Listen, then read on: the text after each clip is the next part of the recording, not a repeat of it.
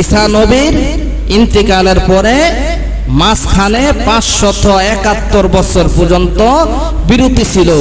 এই 571 বছর পর্যন্ত কোনো নবী ছিল না। ওই সময় মানুষগুলো আয়ামে জাহেলিয়াতের যুগে পরিণত হয়ে গেছে। মানুষের চিন্তা চেতনা এমন হয়ে গিয়েছিল যে একজন গর্ভবতী মহিলা যদি রাস্তা দিয়ে হেঁটে যাইত, যুবকেরা বলা বলে করতে লাগতো যে এই মহিলার পেট কেটে দেখবো পেটের ভিতরে কন্যা সন্তান আছে নাকি পুত্র সন্তান আছে। এখন চিন্তা করেন যে ওই সময়ের যুগটা কেমন জাহেলিয়াতি যুগ, কেমন বর্বরতার যুগে পরিণত হয়ে গেছে।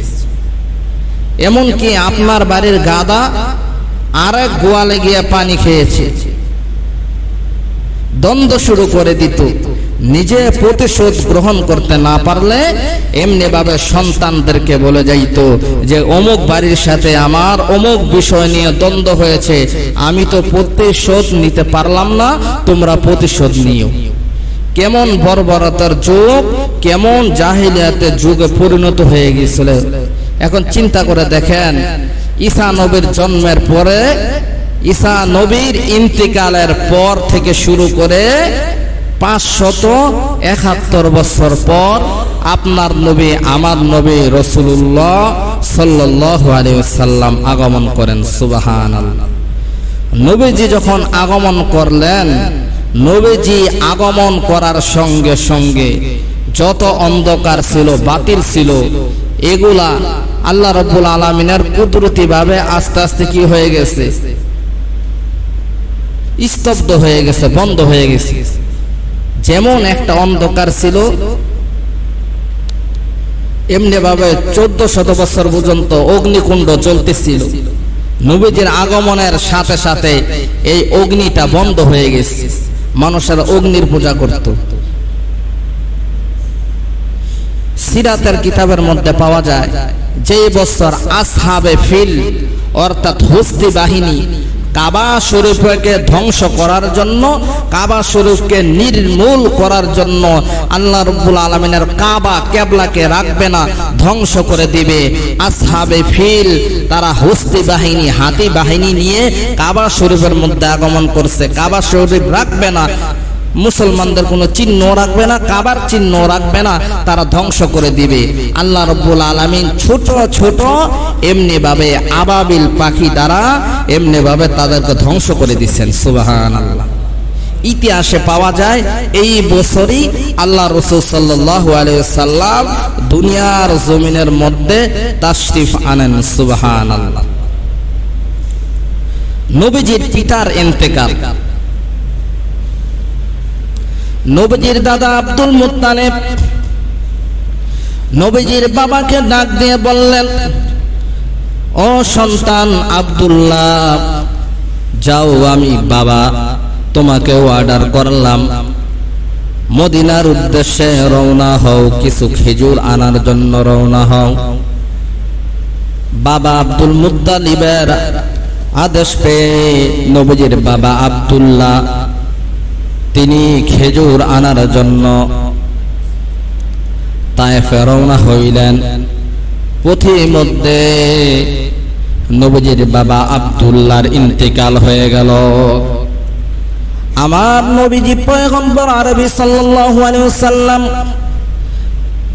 এখনো জন্ম হয় নাই। মায়ের গর্ভে নবীজি ছিলেন, থাকা অবস্থায় বাবার ইন্তেকাল হয়ে গেল। নবীজি বাবার পিতা স্নেহ থেকে বঞ্চিত রইলেন।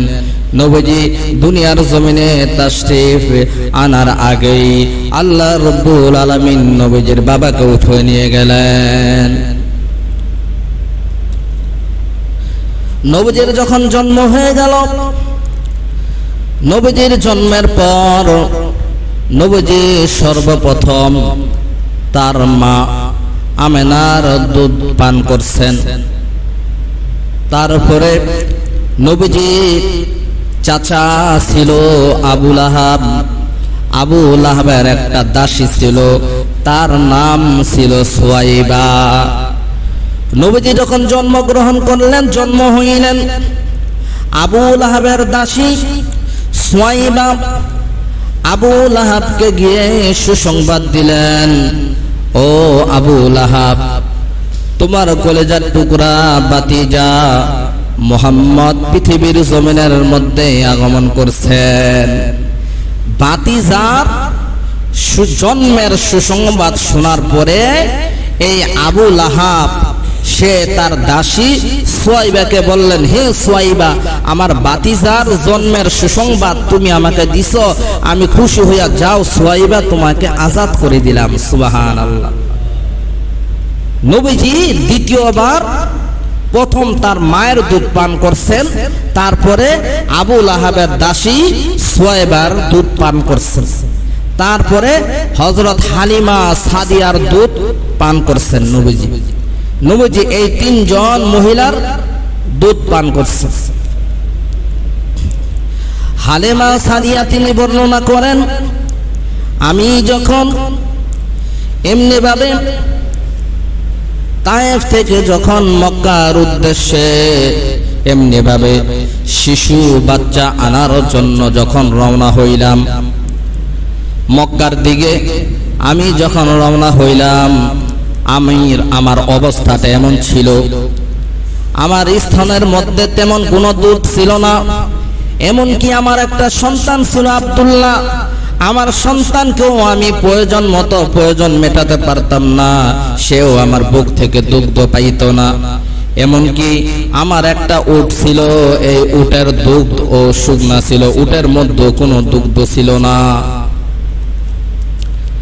হালিমা সাদিয়া তিনি বর্ণনা করেন, আমি তায়েফ থেকে বনু সাদ গোত্রের মহিলাদের সঙ্গে মক্কার দিকে আমি রওনা হইলাম। দেখি মক্কায় গিয়ে কোনো সন্তান পাই কিনা, সন্তানাদি যদি লালন পালন করি, সন্তানদের পিতামাতা গার্জিয়ানরা কিছু হাদিয়া কিছু উপঢৌকন আমাকে দিবে।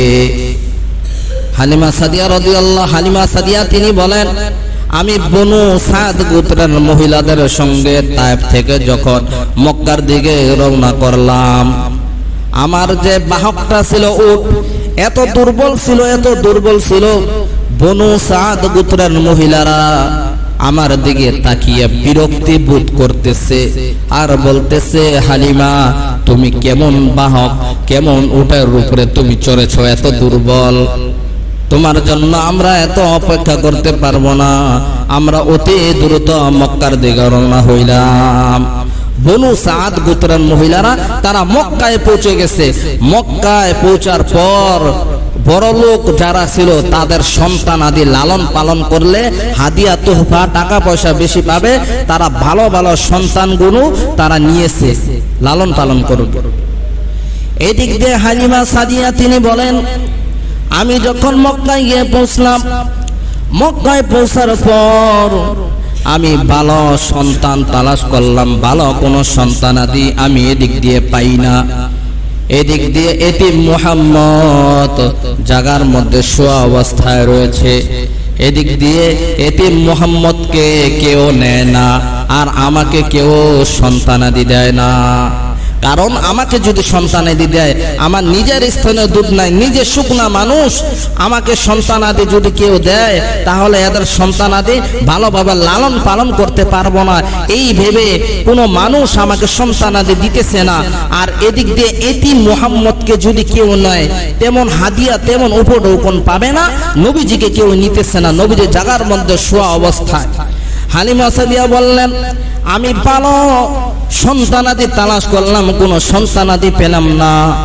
আমার স্বামীকে ডাক দিয়ে বললাম, ও স্বামী, আমাদের কিসমতে তো কোনো সন্তান জুটলো না, আপনি যদি অনুমতি দেন এই এতিম সন্তানটা নিয়ে যাওয়া অনেক ভালো, খালি হাতে যেতে চাই না, খালি হাতে যাওয়ার চেয়ে এই এতিম সন্তানটাকে নিয়ে যাই, নিয়ে লালন পালন করি। সুবহানাল্লাহ। স্বামী অনুমতি দিয়া দিলেন, হে হালিমা, যাও, তোমাকে অনুমতি দিলাম, এই এতিম সন্তানটাকে নিয়ে চলো। আল্লাহ রাব্বুল আলামিনের কুদরতি খেলা শুরু হয়ে গেল।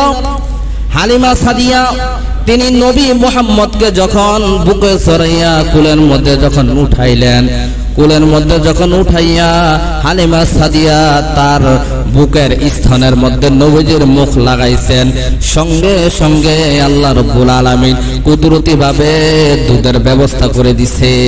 সুবহানাল্লাহ। নবীজি এমন ইনসাফ ওয়ালা নবী ছিলেন আমার। নবীজি কখনো বাম স্তনের দুগ্ধ পান করে নাই। নবীজি সব সময় ডান পাশের স্তনের দুগ্ধটা নবীজি পান করছেন। আর নবীজির যে একজন দুধ ভাই ছিল আব্দুল্লাহ সব সময় বাম পাশের স্তনের দুগ্ধটা পান করছেন। যে হালিমার বুকের মধ্যে কোনো দুগ্ধ ছিল না, নবীজিকে বুকে জড়াইয়া যখন কুলে নিছেন, কুলে নেওয়ার সঙ্গে সঙ্গে হালিমা বলে আমার বুকের মধ্যে দুধে পরিপূর্ণ হয়ে গেছে। সুবহানাল্লাহ। আমি নবী মুহাম্মদকে দুগ্ধ পান করাইলাম, এমনকি আমার সন্তান আব্দুল্লাহকেও দুগ্ধ পান করাইলাম। মুহাম্মদ এবং আব্দুল্লাহ দুইজনে আরামের সাথে সুন্দরভাবে রাত্রি যাপন করছে। সুবহানাল্লাহ। এটা হলো প্রথম বরকত। হালিমা তিনি বর্ণনা করেন, আমি যখন উটের দিকে তাকাইলাম, দেখলাম উটটা দুধে পরিপূর্ণ হয়ে গেছে, টপ টপ করে দুধ পড়তেছে। আমি আমার স্বামীকে বললাম, ও আমার স্বামী, আপনি উটের দুধ দহন করেন। হালিমা সাদিয়ারা তিনি বলেন, আমার স্বামী উটের দুধ দহন করলো। দহন করার পর আমি এবং আমার স্বামী দুজনে উটের দুধ পান করছি। পান করানোর পরে আমরা দুজনে তাবিউর মধ্যে রাত্রি জাগরণ করছি। ওই রাত্রিটা ছিল আমাদের এতদিন যে আমরা যত রাত্রি যাপন করছিলাম, ওই রাত্রটা ছিল একটু ভিন্ন ধরনের আরামের রাত্রি ছিল। সুবহানাল্লাহ। হালিমা সাদিয়া তিনি বলেন, মুহাম্মদকে যখন এমনি ভাবে যখন তায়েফের দিকে নিয়ে যখন রওনা করলাম, মুহাম্মদকে যখন উটের মধ্যে উঠাইলাম, উটের মধ্যে নিয়ে মুহাম্মদকে যখন আমার কুলের মধ্যে বসে আমি স্বয়ং যখন উটের মধ্যে উঠছি, উঠার সঙ্গে সঙ্গে উটটা এত দ্রুতগামী হয়েছে, সঙ্গে সঙ্গে মুহূর্তের ভিতরে ওই তায়েফের মধ্যে নিয়ে আমাদেরকে পৌঁছায় দিছে। সুবহানাল্লাহ। বনু সাদ গোত্রের মহিলারা আশ্চর্য বোধ করে বলতেছে, তায়েফ গিয়ে বলতেছে, হে হালিমা, এটা কি সেই উটনিটা না যেটা নিয়ে আমাদের সাথে তুমি মক্কায় সফর করেছিলে? বলতেছে, হ্যাঁ, এটা সেই উটনি। হালিমা সাদিয়া তিনি বর্ণনা করেন, তার স্বামীর সাথে বলা বলে করতে লাগলো, ও স্বামী, মনে হয় এই সন্তান বরকতি সন্তান। স্বামী স্ত্রী তারা বলা বলি করতে লাগলো। হালিমা সাদিয়া তিনি আরো বর্ণনা করেন, যখন আমরা তায়েফে গিয়ে পৌঁছলাম, পৌঁছার পরে আমার বাড়ির মধ্যে বকরির পাল আছে। দেখলাম প্রত্যেকটা বকরির পালের মধ্যে দুধে পরিপূর্ণ হয়ে গেছে। সুবহানাল্লাহ। অন্য মানুষেরা হিংসা করে যে কি ব্যাপার, হালিমা সাদিয়ার বকরির পালের মধ্যে এত দুধ। তারা পরামর্শ করে বলে দিল যে হালিমা সাদিয়া যেই স্থানের মধ্যে বকরি চড়ায়, বকরিরে ঘাস খাওয়ায়, তোমরাও তোমাদের বকরিগুলো ওই স্থানে নিয়ে যাইবা, ওখানে তোমরা বকরি চড়াইবা।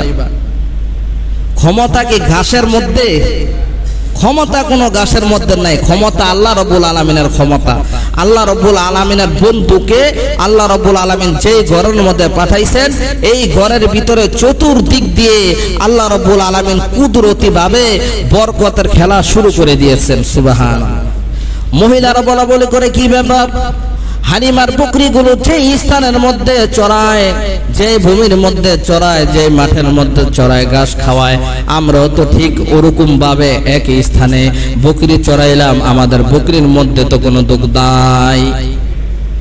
হালিমা সাদিয়া তিনি বলেন, আমার স্বামী সুন্দরভাবে বকরির দুগ্ধ দহন, আমার স্বামী বকরির দুধ দহন করলো। দহন করার পর তারপরে বকরির দুধ এগুলা বিক্রি করে আমরা আরামের সাথে সংসার এমনি ভাবে করতে থাকলাম।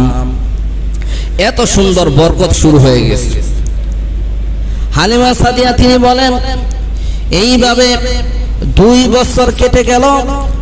2 বছর যখন কেটে গেল, 2 বছর কেটে যাওয়ার পর মুহাম্মদকে যখন তার মা আমেনার কাছে যখন নিয়ে গেলাম, নিয়ে যাওয়ার পরে তখন আমরা দেখতে পাইলাম যে আরবের মধ্যে এমনি ভাবে দুর্ভিক্ষ দেখা দিয়েছে।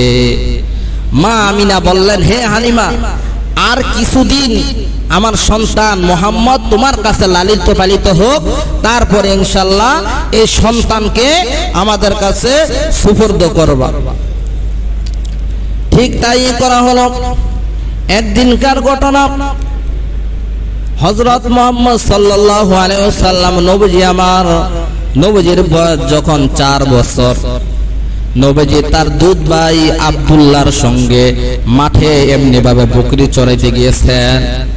মাঠে যখন বকরি চড়াইতে গিয়েছেন আব্দুল্লাহর সাথে,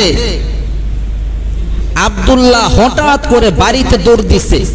বাড়িতে দৌড় দিয়ে এসে মাকে বলতেছে, মা, আমার দুধ ভাই মুহাম্মদকে দেখলাম যে সাদা পোশাক পরিহিত 2 ব্যক্তি এমনি ভাবে পাগড়ি পরিহিত, গায়ের মধ্যে সাদা জামা, তারা আমার ভাইয়ের সামনে আসলেন। আসার পরে আমার ভাইকে চিৎ করে শুয়াইলেন, শুয়াইয়া আমার ভাইয়ের বুকটাকে ফাড়লেন, ফাড়ার পরে বুকের ভিতর থেকে কি জানি বাইর করতেছে। এই কথা যখন কোনো মা কোনো বাবা শুনে তখন কি তার মাথা ঠিক থাকে? মাথা ঠিক থাকে না। আব্দুল্লাহ যখন বাড়ি থেকে এই কথা বললেন, হালিমা সাদিয়া তার স্বামীকে নিয়ে মাঠের বরাবরই দিছে দৌড়, মুহাম্মদ রাসূলুল্লাহ সাল্লাল্লাহু আলাইহি ওয়াসাল্লামের কাছে গিয়ে হাজির হইছে। দেখতেছে নবীজির চেহারাটা আতঙ্কের ভাব দেখা যায় নবীজির চেহারার মধ্যে। তখন নবীজি বললেন, হ্যাঁ মা, এই ঘটনা সিরাতে মুস্তাফার মধ্যে এসেছে। নবীজির বয়স যখন 4 বছর বয়সে তার দুগ্ধ ভাই আব্দুল্লাহর সাথে যখন ছাগল চরানোর জন্য মাঠে গিয়েছে, 2 জন ফেরেশতা আল্লাহ রাব্বুল আলামিন পাঠাইছেন। একজন হলো হযরত জিবরাইল আলাইহিস সালাতু ওয়াস সালাম, আর একজন হইল হযরত মিকাইল আলাইহিস সালাতু ওয়াস সালাম। এই 2 জন ফেরেশতা তারা স্বর্ণের একটা তস্তরি নিয়ে হাজির হইছেন। সুবহানাল্লাহ। সাথে বরফের একটা টুকরা নিয়ে হাজির হয়েছেন। নবীজির কলবটাকে ফাড়ছেন, বুকটাকে ফেরে কলবটাকে বাই করে কলবের ভিতর থেকে 1 অথবা 2 ফোঁটা চমৎকৃত রক্ত, এটা হলো শয়তানের অংশ, এই অংশটাকে বাইর করছেন। বাই করে তারপরে সুন্দরভাবে স্বর্ণের পেয়ালার ভিতরে বরফের পানি দিয়ে নবীজির কলবটাকে সুন্দরভাবে পরিষ্কার করছেন। পরিষ্কার করে তারপরে সেলাই করে লাগিয়ে দিয়েছেন। সুবহানাল্লাহ। এটা অপারেশন করছে। কি করছে ভাই? অপারেশন। এই যে বর্তমানে যে ডাক্তার বলেন, বিজ্ঞানিক বলেন, তারা অপারেশন এটা কোথায় থেকে শিখলো? আল্লাহ রাসূল সাল্লাল্লাহু আলাইহি সাল্লামকে সর্বপ্রথম সিনা চাক করেছে, অর্থাৎ বক্ষ বিতরণ করেছে, অপারেশন করেছে। এটা আল্লাহ রাসূল সাল্লাল্লাহু আলাইহি সাল্লাম থেকে তারা এই ঘটনা থেকে রিসার্চ করে তারপরে তারা এই অপারেশন শিখেছে। এটা আল্লাহ রাসূল সাল্লাল্লাহু আলাইহি সাল্লাম জীবনে 4 বার হয়েছে। কয়বার? 4 বার হয়েছে। একবার নবীজি 4 বছর বয়সে, আরেকবার নবীজির 10 বছর বয়সে এরকম ভাবে অপারেশন হয়েছে। আরেকবার নবীজিকে মেরাজে যাওয়ার আগে আল্লাহ রাব্বুল আলামিন এমনি ভাবে অপারেশন করেছেন। আরেকবার চতুর্থবারে নবীজির বয়স যখন এমনি ভাবে 40-এ পদার্পণ করবেন, নবুয়তি দেওয়ার আগে আল্লাহ রাব্বুল আলামিন নবীজিকে এমনি ভাবে বক্ষ বিতরণ করে অপারেশন করে দুনিয়ার এই কলবের ভিতরে যে দুনিয়াবি যত আবর্জনা ছিল সমস্ত কিছু বাহির করে আল্লাহ রাব্বুল আলামিন নবীজিকে পবিত্র করছেন। নবীজিকে কেন পবিত্র করছেন? নবুয়তি যখন আল্লাহ রাব্বুল আলামিন তার বন্ধুকে দান করবেন, এই নবুয়তের ওজন ভারী আছে নাকি হালকা আছে বলেন? নবুয়তের ওজন এটা ভারী না? কারণ আল্লাহ রাব্বুল আলামিন তো নবীজির সিনার মধ্যে কোরআন নাজিল করবেন। কোরআনের অনেক বার অনেক ওজন। আল্লাহ রাব্বুল আলামিন বলেন, লাউ আনজালনা হাযাল কুরআনা আলা জাবালিল লারওয়াইতা আলা জাবালিল লারওয়াইতাহু খাশিআম মুতাসাদ্দিআম মিন খাশিয়াতিল্লাহ। আল্লাহ রাব্বুল আলামিন বলেন, আমি পাহাড়ের উপর কোরআনকে নাজিল করছি, এই পাহাড় সে আতঙ্কভাবে একটা চিৎকার মারছে যে কোরআন এত ওজন, এত লোড, এর ভার সহ্য করার ক্ষমতা আমি পাহাড়ের নাই। সুবহানাল্লাহ। এই কোরআনের ভার একমাত্র আল্লাহ রাব্বুল আলামিন নবী রাসূলদের সিনার মধ্যে দান করেছেন, সুবহানাল্লাহ। আর যারা নায়েবে রাসূল কোরআনে হাফেজ আল্লাহ রাব্বুল আলামিন তাদের সিনার মধ্যে দান করেছেন, সুবহানাল্লাহ। একজন কোরআনে হাফেজ, আমরা যে কালামুল্লাহ শরীফ তেলাওয়াত করি, আর একজন হাফেজে কোরআন, সে হলো জিন্দা কোরআন। সে কি? জিন্দা কোরআন। জিন্দা কোরআন এমন যাদেরকে জিন্দা কোরআন বলা হয়, এরা রাস্তাঘাটে চলাফেরা করে, নিজেরা খানা খায়, ঘোরাফেরা করে, এটা হলো কোরআনে হাফেজ, এদেরকে জিন্দা কোরআন বলা হয়। যাই হোক, আমি আপনাদের সম্মুখে যে আলোচনা করতেছিলাম যে আল্লাহ রাসূল সাল্লাল্লাহু আলাইহি ওয়াসাল্লাম তিনি জন্মের পূর্বে জন্মের পূর্বে এমনি ভাবে বাবাকে হারাইলেন, বাবার আদর থেকে বঞ্চিত হইলেন, স্নেহ থেকে বঞ্চিত হইলেন। নবীজির বয়স যখন 6 বছর বয়সে নবীজির মা এমনি ভাবে মদিনার পথে গিয়েছেন, মদিনায় গিয়েছেন।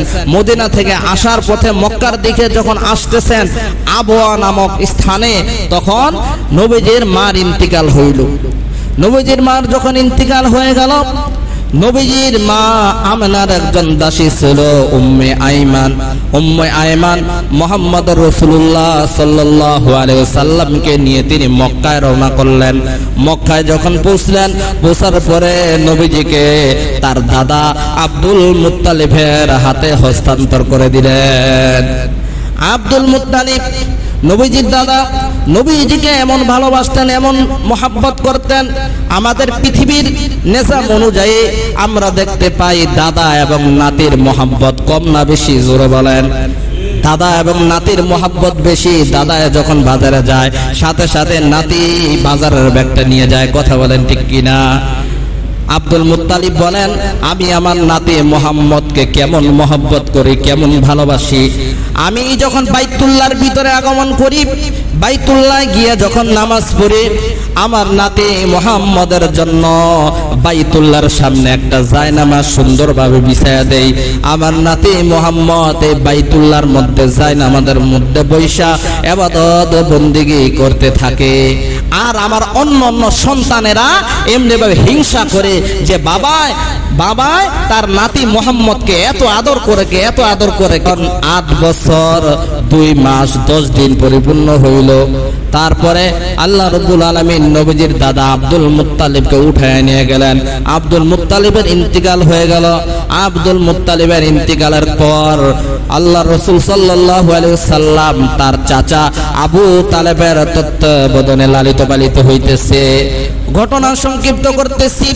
আবু তালেব তিনি বলেন, আমার ভাতিজার বয়স যখন 12 বছর 2 মাস 10 দিন উপনীত হইল, আমি ব্যবসার উদ্দেশ্যে প্রথম সিরিয়া যখন সফর করতেছি, আমি আমার ভাতিজা মুহাম্মদুর রাসূলুল্লাহ সাল্লাল্লাহু আলাইহি ওয়াসাল্লামকে নিয়ে যখন সিরিয়ার মধ্যে সফর করতেছি, সিরিয়ায় যখন পৌঁছলাম, পথের মধ্যে তাইমা নামক স্থানে আমরা একটা যাত্রা বিরতি করলাম। তাইমা নামক স্থানে যখন যাত্রা বিরতি করলাম, খ্রিস্টানদের তাওরাতের একজন আলেম বুহাইরা রাহেব নামে এক ব্যক্তি আমি আবু তালেবের সামনে আসলেন। আসার পরে আমাকে বলতেছেন, হে আবু তালেব, তোমার সাথে উনি কে? তখন বলতেছে, উনি আমার ভাতিজা মুহাম্মদ। তখন এই খ্রিস্টান পাদ্রী বলতেছে, হে আবু তালেব, তোমার ভাতিজাকে হত্যা করে ফেলো, সঙ্গে সঙ্গে আমি পাদ্রীকে হত্যা করে ফেলো। আমাদের তাওরাত কিতাবের ঘোষণা অনুযায়ী আমি দেখতে পাইলাম যে তাওরাতের মধ্যে যেমনি ভাবে আখির জামানার পয়গম্বরের যেরকম গঠন হবে, যেরকম আকৃতি হবে, সমস্ত সূরত এবং আকৃতির সাথে তোমার ভাতিজা মুহাম্মদের সাথে মিলে গেছে। সুবহানাল্লাহ। তোমার ভাতিজা মুহাম্মদকে যদি এমনি ভাবে সিরিয়া নিয়ে যাও, খ্রিস্টানদের আলেম আছে, তারা দেখে তোমার ভাতিজাকে হত্যা করে ফেলবে। অতএব তুমি তোমার ভাতিজাকে সঙ্গে সঙ্গে মক্কায় নিয়ে যাও। আবু তালেব বলেন, আমি আমার ভাতিজাকে এমনি ভাবে মক্কা শরীফে নিয়ে গেলাম। সুবহানাল্লাহ। যতটুকু আলোচনা করলাম, আল্লাহ পাক আমাদের সকলকে নবীজির সিরাত বুঝা এবং এর প্রতি আমল করার তৌফিক দান